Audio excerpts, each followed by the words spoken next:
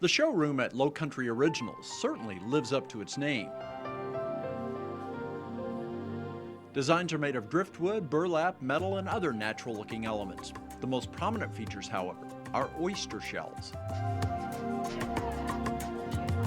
Not only are we using those shells for light fixtures, but we also have done candlesticks, we use them for mirrors, and we've even created a few pieces of furniture where we use the shells for handle pulls for our furniture. While some of the items might be similar in nature, all of the pieces are different. They're just all each beautiful, they're all pieces of art, you know. The decision was made just a short time ago to create products using items found in the Low Country. At the time, no one knew how that would play out. We thought really that the appeal would be more of the things without the oyster shells, more of just the metals. But I think people look at the oyster shells and the driftwood as a very organic, and that's really the feel of the way lighting and design is going right now. The oyster shells have proven to be a good design feature. They are all different, and they all reflect the light in a slightly different fashion.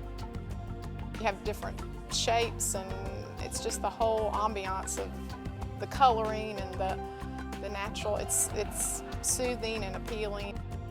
Low Country Originals came about when Becky Brackett noticed that sales at her lighting store were dropping off along with the rest of the economy.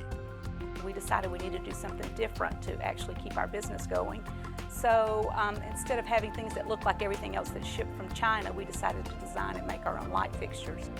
Becky brought in her friend Libby Boyden to add her talents to the mix. We just kind of talked about it and trying to bring in something new and original, and we thought we've always wanted to do something together, so this was kind of an opportunity for us to do that. Each of the women brought to the table experience in different facets of the business that proved helpful. She's great with lighting design, and she brings a lot to the table. I'm more of a detailed person and kind of pay attention to the details, and we kind of introduced some furniture into the line, so that's kind of my thing. Setting out to do something different and reaching beyond their comfort zone could be considered a bold move, especially at a time when the overall economy was headed south. Everything we had done in the past was, again, shipped from China and imported, so this was a very big leap, not knowing how the public was going to respond to this. The leap paid off, though, as customers took to the new offerings. It's very encouraging to see that, you know, the general public and the design field also responds. The key was all of the things that are unique to the Low Country being added into the designs. Many of those elements, such as the oyster shells, had been there all along, but no one had thought to grab them and put them to use in such a way. We send out our sons and daughters to pick up shells, and it's a family affair where everyone in the family is shelling to make these fixtures. In bringing it all together, Becky and Libby created a look that turned out to be in demand.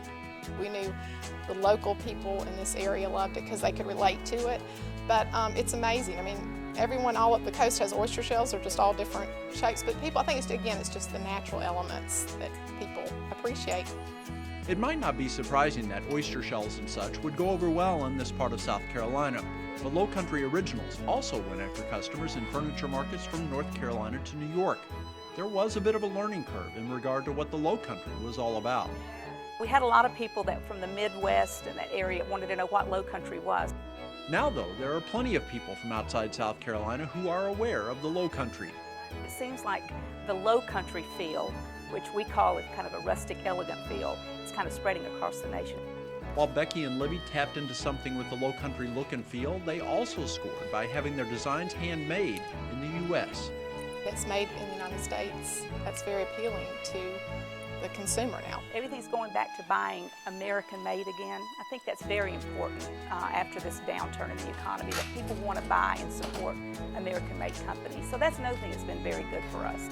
There is a price to pay for the Made in America label and for putting lighting and furniture together by hand. It's not an inexpensive product because, again, it's not mass-produced. It's all hand-done, hand-shelled. So it is very labor-intense. For that reason, the market for these products is somewhat limited. You have to be at a certain level within the design field to appreciate it, and so it hits a higher end market. But even in a down economy, that market does exist. The word kind of got out that we were doing something different.